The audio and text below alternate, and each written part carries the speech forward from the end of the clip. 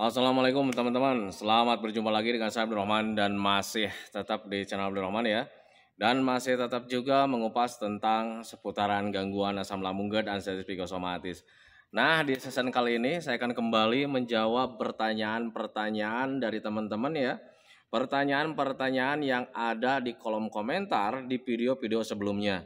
Nah, makanya bagi teman-teman yang merasa bertanya di video sebelumnya, tolong tonton videonya sampai habis, jangan di skip biar kalian nanti mengerti, biar kalian nanti paham tentang seputaran apa yang kalian pertanyakan. Nah itu teman-teman, makanya tolong tonton videonya sampai habis, jangan di skip.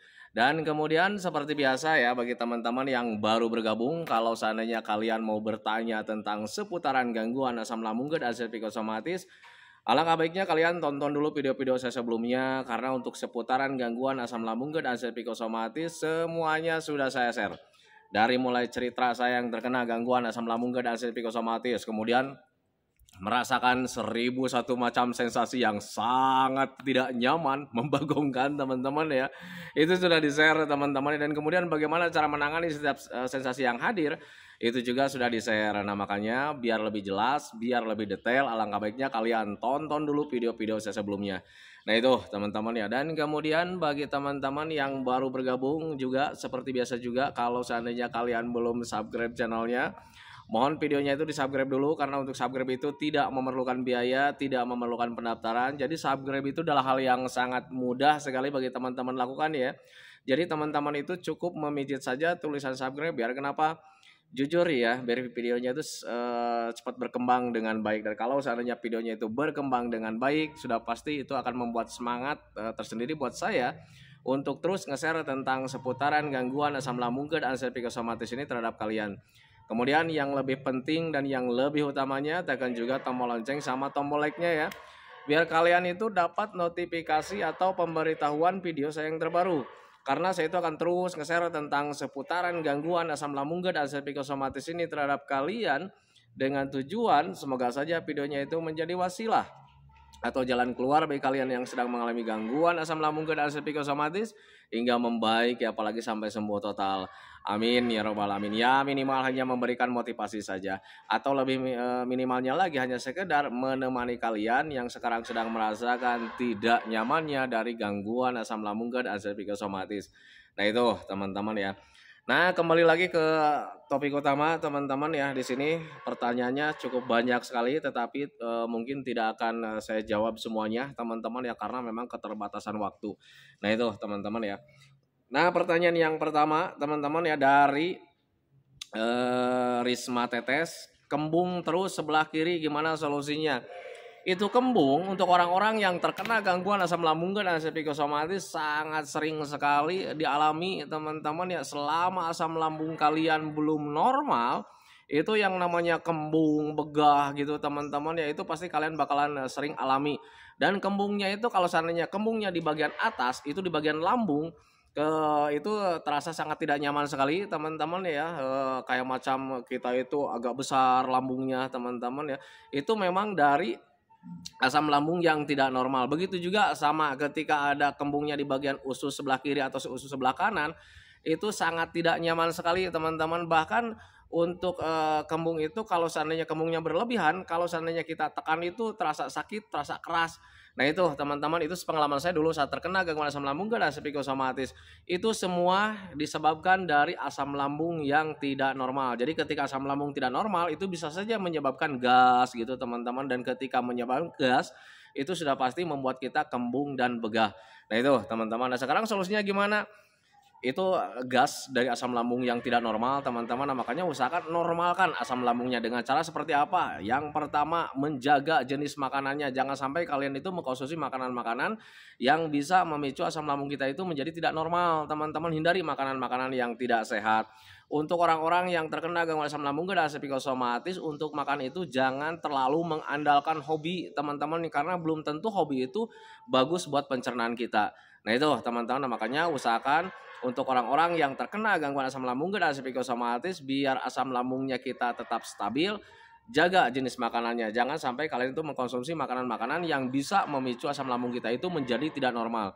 Dan kemudian ketika kalian sudah terlanjur asam lambungnya tidak normal nih teman-teman ya, alangkah baiknya kalian usahakan sering minum minimal 8 gelas dalam sehari, jangan sampai kurang, karena air mineral itu bisa membantu menetralisir asam lambung kita gitu teman-teman ya. Contoh kecilnya ini sudah saya sering sebutkan gitu teman-teman ya. Kalau seandainya kita beli cuka gitu teman-teman, kita tahu sendirilah nilai keasamannya seperti apa. Dan kalau seandainya kita campur dengan air mineral teman-teman ya, itu nilai keasaman dari asam lambung kita itu menjadi stabil teman-teman ya. Cuka juga sama, kalau seandainya dicampur dengan air hangat gitu teman-teman, itu nilai keasamannya itu akan berkurang. Nah itu teman-teman, nah, makanya usahakan untuk orang-orang yang terkena gangguan asam lambung dan asam psikosomatis, ketika kalian sudah terlanjur nih asam lambungnya menjadi tidak normal, usahakan perbanyak minumnya. Minimal 8 gelas dalam sehari, jangan sampai kurang. Kemudian hilangkan juga pemicu yang lainnya kayak macam stres, terlalu banyak pikiran teman-teman ya, karena jujur untuk orang-orang yang terkena gangguan asam lambung dan asam psikosomatis 99% itu kita lebih lebih didominasi oleh pikiran-pikiran negatif teman-teman ya. Karena untuk orang-orang yang terkena gangguan asam lambung dan asam psikosomatis kan biasanya sudah menjaga pola makan, menjaga minumnya, menjaga istirahatnya. Tetapi kenapa asam lambung kita itu tetap aja tidak normal ya, karena kita ada stresnya teman-teman ya. Jadi selama kalian sudah menjaga pola makan gitu teman-teman, menjaga minum, kalau seandainya stresnya masih belum terkelola, itu terasa percuma teman-teman, karena pemicu ketika asam lambung menjadi tidak normal itu selain dari makanan yang tidak sehat, itu dari pola pikir yang tidak sehat. Pak, pola pikir yang tidak sehat itu yang kayak macam gimana? Stres teman-teman. Jadi kita saat terkena gangguan asam lambung dan asam psikosomatis lebih cenderung selalu memikirkan tentang penyakit, selalu memikirkan tentang penderitaan teman-teman ya. Apalagi yang namanya kematian itu selalu tertanam dalam pikiran kita teman-teman tanpa disadari. Di situ menjadi stres, tanpa disadari nanti bisa mempengaruhi asam lambung kita itu menjadi tidak normal. Nah itu teman-teman, nah, makanya usahakan ketika kalian sekarang mempunyai asam lambung yang tidak normal, usahakan jenis makanannya dijaga, kemudian pola minumnya, usahakan harus sering minum air putih hangat minimal 8 gelas dalam sehari, jangan sampai kurang. Kemudian jaga pola pikirnya, jangan sampai kita itu stres teman-teman ya. Nah itu, nah makanya pahami saja ke sana. Nah kemudian selanjutnya dari Genandi 79, sudah ngantuk berat tetapi masih aja sulit tidur. Nah ini untuk orang-orang yang terkena gangguan asam lambung dan asam psikosomatis pasti sangat sering sekali mengalami hal seperti itu teman-teman. Jujur pengalaman saya juga seperti itu. Jadi untuk tidur itu agak sulit teman-teman ya, karena ya ketika saat terkena gangguan asam lambung dan asam psikosomatis, pikiran kita itu selalu selalu mengalami ketakutan teman-teman ya. Takut tentang penyakit yang berat, takut kita itu bakalan begini selamanya gitu teman-teman ya, ada stres lah di situ, sehingga ketika kita stres terhadap hal-hal yang tidak diinginkan teman-teman ya, tubuh kita itu menjadi waspada teman-teman, dan ketika tubuh kita itu menjadi waspada, kita itu nggak rileks teman-teman, dan yang namanya tidak rileks sudah pasti akan sulit tertidur. Jadi kadang sudah masuk ke kamar juga ya, kadang kita itu nggak jadi tidur, sudah pakai selimut nih ya, matanya dimerem-meremin misalkan seperti itu teman-teman, tetapi tidak kunjung tidur juga gitu teman-teman ya. Itu pengalaman saya dulu saat terkena gangguan asam lambung dan asam psikosomatis. Nah makanya bagi teman-teman yang sekarang sulit tidur, usahakan pikirannya jangan selalu traveling kemana-mana teman-teman, jangan terlalu banyak berpikir. Usahakan ketika kita mau tidur ya usahakan tidur aja gitu teman-teman, jangan sampai pikiran kita itu traveling kemana-mana. Tetapi sialnya, untuk mengalihkan pikiran-pikiran yang negatif itu memang agak sulit teman-teman ya. Tetapi kalau seandainya kalian biasakan dari mulai sekarang, belajar masa bodoh, jangan terlalu banyak berpikir. Kalau seandainya kita mau tidur ya tidur saja gitu teman-teman. Kemudian yang keduanya, mulai membiasakan diri kita itu tidurnya itu di awal-awal malam teman-teman ya. Karena ketika kita selalu membiasakan hal seperti itu, nanti ujung-ujungnya kita terbiasa tidur di awal-awal malam. Karena jujur jam tidur kita itu bisa terpengaruh oleh kebiasaan kita sendiri juga gitu teman-teman ya. Biasanya di orang-orang dewasa sih sebetulnya. Jadi ketika orang dewasa itu membiasakan diri sering tidurnya itu larut malam, ya sudah pasti nanti jam tidurnya itu jadwal jam tidurnya itu ya berubah dengan sendirinya. Beda dengan anak-anak ya. Kalau seandainya anak-anak itu karena memang terbiasa dari tidurnya itu di awal-awal malam ya akhirnya terus berkelanjutan tidurnya itu di awal-awal malam. Tetapi berbeda ketika sudah menjelang dewasa teman-teman ya karena memang banyak tugas mungkin atau misalkan banyak yang harus dipikirkan mungkin seperti itu teman-teman akhirnya ya jadwal tidurnya itu berubah dengan sendirinya. Nah, makanya bagi teman-teman yang sekarang mempunyai jadwal tidurnya itu di larut-larut malam, alangkah baiknya kalian biasakan dari mulai sekarang apapun yang terjadi, biasakan dari mulai sekarang tidur itu di awal-awal malam. Biar kalian itu menjadi keterbiasaan. Nah, itu teman-teman ya. Nah, kemudian selain kalian membiasakan diri di awal-awal malam, usahakan stop berpikir yang aneh-anehnya, teman-teman ya. Nanti juga kalian bisa membaik dengan sendirinya. Itu pengalaman saya dulu saat terkena gangguan asam lambung dan psikosomatis. Nah, kemudian selanjutnya Rapajaki 4188. Waktu sakit apakah Bapak konsumsi vitamin B kompleks? Saya konsumsi teman-teman ya. Dulu saat terkena gangguan asam lambung dan psikosomatis karena memang HB saya itu sering turun teman-teman ya. Dengan ditandai ya muka itu sering pucat karena memang ada takut juga gitu teman-teman, kemudian mengalami lemah letih lesu, kemudian ketika cek darah itu HB-nya turun teman-teman ya, dan akhirnya saya diberikan vitamin B kompleks oleh dokter gitu teman-teman. Nah kemudian ketika vitaminnya habis, sebelum habis tuh saya baca-baca dulu nih vitaminnya, kan suka dikasih ya vitaminnya itu dari dokter itu ini jenisnya vitaminnya apa nih. Dan ketika saya tanyakan ke apotek ternyata itu vitamin B kompleks sama lah gitu teman-teman. Jadi untuk vitamin B kompleks itu mereknya sama. Nah kebetulan saya itu dulu itu cari yang murah teman-teman ya karena jujur saya dulu saat terkena gangguan asam lambung dan psikosomatis pekerjaan saya terganggu akhirnya ya tidak menghasilkan uang lah gitu teman-teman. Jadi bekerjanya sempat berhenti juga gitu. Dan akhirnya ketika mau membeli vitamin yang mahal-mahal itu saya nggak mampu teman-teman ya jujur. Makanya dulu itu saya belinya yang murah. Dan berapa lama saya konsumsi vitamin B kompleks? Nggak lama teman-teman ya. Jadi paling cuma selang 2 bulan 3 bulan lah. Nggak terlalu lama teman-teman ya. Karena ya sudah mulai cuek di situ gitu teman-teman. Jadi berhentinya juga tidak direncanakan. Jadi berhenti begitu apa adanya gitu teman-teman ya kadang saya lupa konsumsi vitamin gitu teman-teman ya, akhirnya ada cuek juga gitu. Nah tanpa disadari di situ berhenti dengan sendirinya. Itu pengalaman saya dulu saat terkena gangguan asam lambung dan psikosomatis tentang di vitamin. Vitamin yang saya konsumsi bagi teman-teman yang mau bertanya juga ini saya nggak dikasih endorse ya teman-teman ya.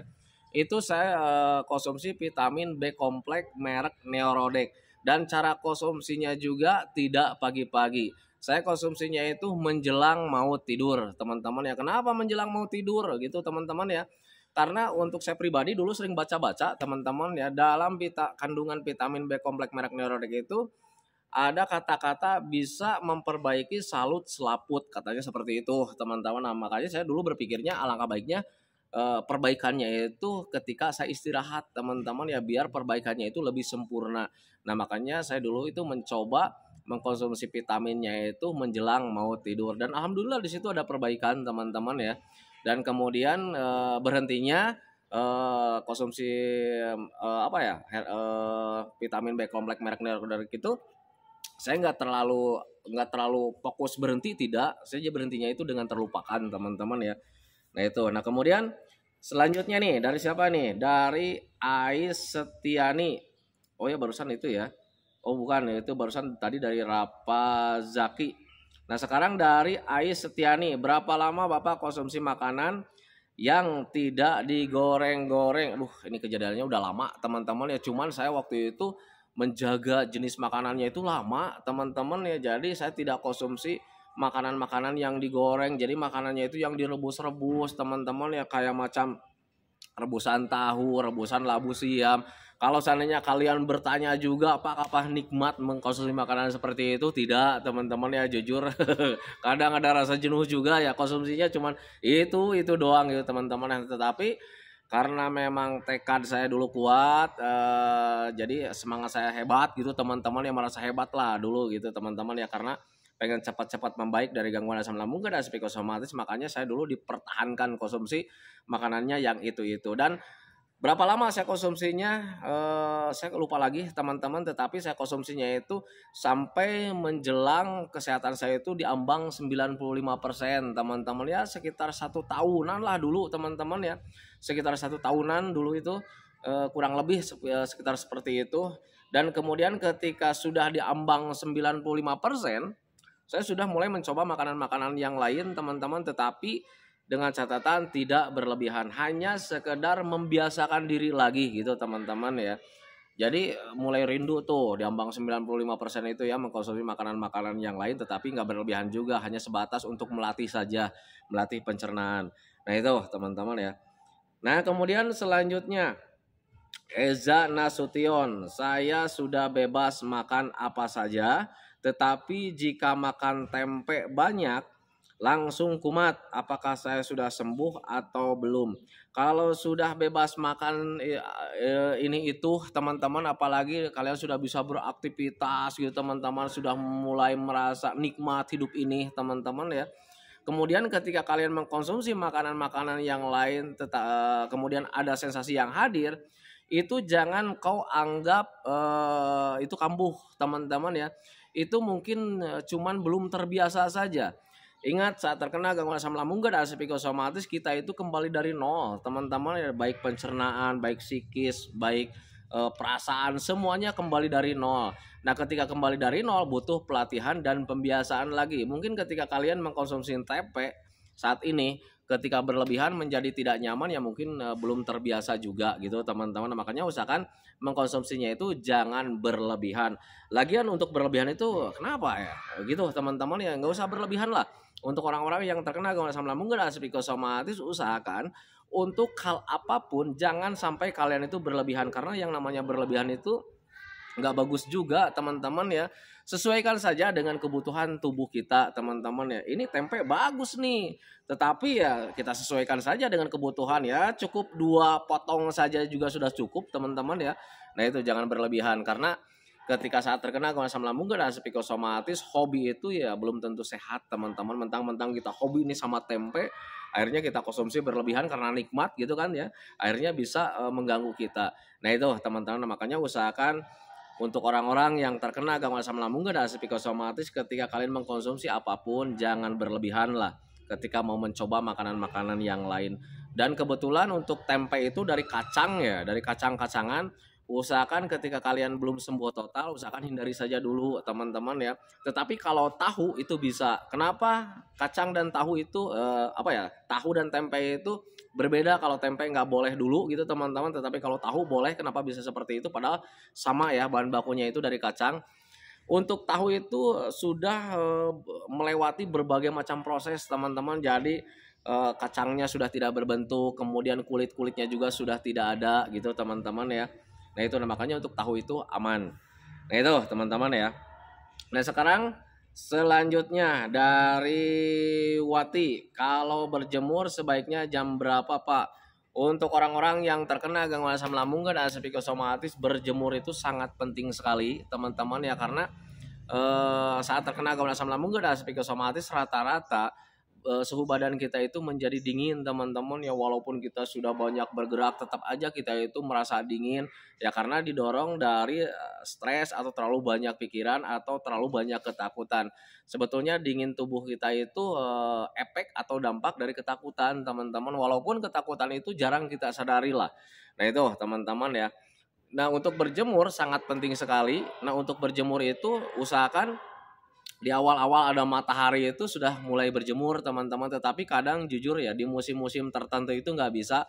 Kayak macam di musim hujan sudah pasti ya matahari itu nggak ada teman-teman ya, ada cuma sebentar hilang lagi teman-teman. Nah tetapi untuk orang-orang yang terkena gangguan asam lambung dan psikosomatis, usahakan kalian nggak usah risau teman-teman ya. Kalau seandainya kalian mau berjemur itu selama ada matahari, mau pagi, mau siang, mau sore juga kalian berjemur saja. Tidak bisa di pagi hari, siang hari. Tidak bisa di siang hari, di sore hari. Selama itu masih ada matahari ya lebih baik kalian sering berjemur saja teman-teman. Nah tetapi yang harus kalian perhatikan itu bagaimana cara berjemurnya sebetulnya.